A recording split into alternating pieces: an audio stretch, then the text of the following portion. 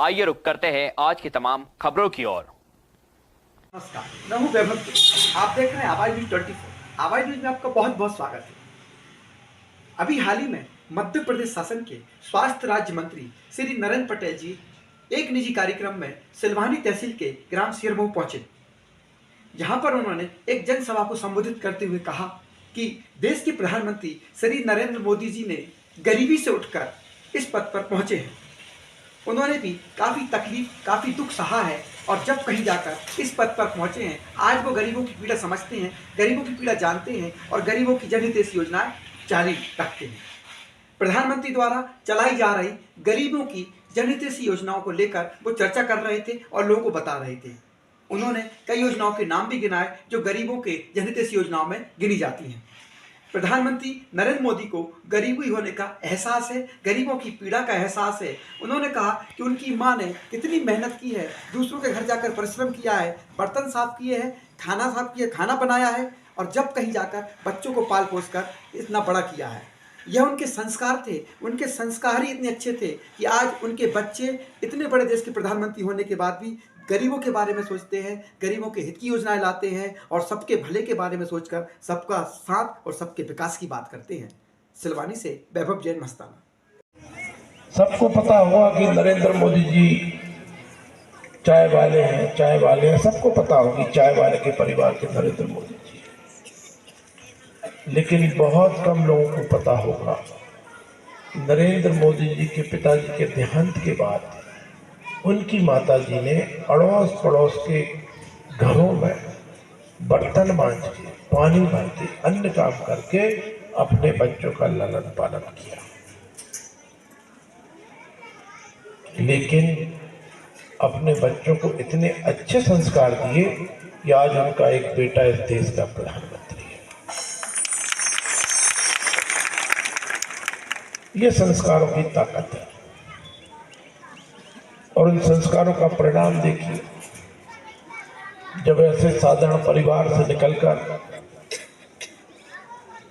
ऐसी एक गरीब माँ का लाल जब इस देश का प्रधानमंत्री बना, तब उन्होंने गांव गरीब किसान की चिंता की, तब हर गरीब माँ की चिंता की। उसी का तो परिणाम है, जितनी योजनाएं बनी है उसी का परिणाम, क्योंकि उन्होंने वो दुख दर्द देखा था। तो उन चाहते थे कि जो दुख दर्द उनकी माँ ने सहा है, वो दुख दर्द भारत देश की कोई और माँ ना सहे और माँ को ये कष्ट ना हो, उसको दूर करने का काम प्रधानमंत्री नरेंद्र मोदी जी ने किया।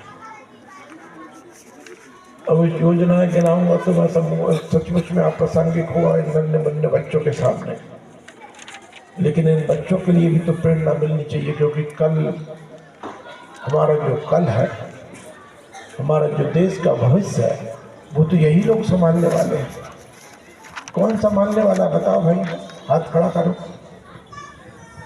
क्यों बच्चों, बेटियों, कौन संभालेगा कल इस देश को? कल कौन संभालेगा?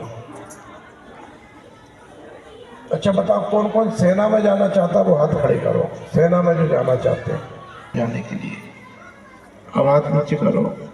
पुलिस में कौन कौन जाना चाहता है? बहुत बढ़िया, बेटियां भी बहुत बड़ी संख्या में जा रही हैं। अच्छा, डॉक्टर कौन कौन बनना चाहते हैं? बहुत बढ़िया। इंजीनियर कौन कौन बनना चाहते हैं? पता। चलो ठीक है, यहाँ तो है भाई। हाँ, दूसरे अंग्रेजी स्कूलों में जाता हूँ तो कोई नेता बनना ही नहीं चाहता, यहाँ लेकिन है। मैं भी एक स्कूल में गया था, उस स्कूल में मैंने यही प्रश्न बच्चों से किया था जो मैंने यहाँ किया। एक बच्चे ने हाथ खड़ा किया, माता जी बगल में बैठी थी, उन्होंने हाथ तुरंत नीचे कर दिया। देखो, हमने तो ऐसे प्रोफेशन को चुना, लेकिन मेरे को बड़ी प्रसन्नता है कि हमारे ससुर शिशु मंदिर के विद्यार्थी नेता बनने का भी सोचते हैं।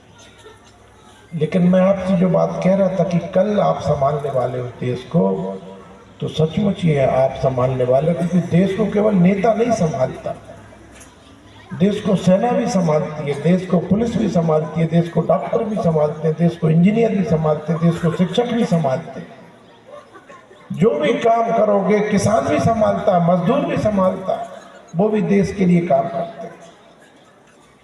लेकिन संस्कारों के साथ में, राष्ट्रभक्ति के साथ में, सबके कल्याण के साथ में हम काम करने का भाव बच्चों को आज से सिखाएंगे, तब जाके वो आगे जब देश के जिस भी जिम्मेदारी पे आएंगे वो वैसा ही काम करेंगे जैसे आज प्रधानमंत्री नरेंद्र मोदी जी कर रहे हैं।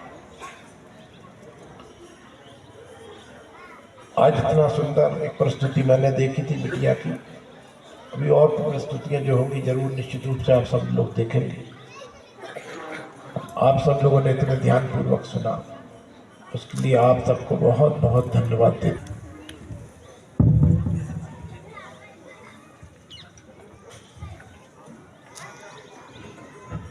कोई चलता पदचिन्हों पे कोई पदचिन्ह बनाता है वही सूरमा इस घर में जो अपना पद स्वयं बनाता है। ऐसा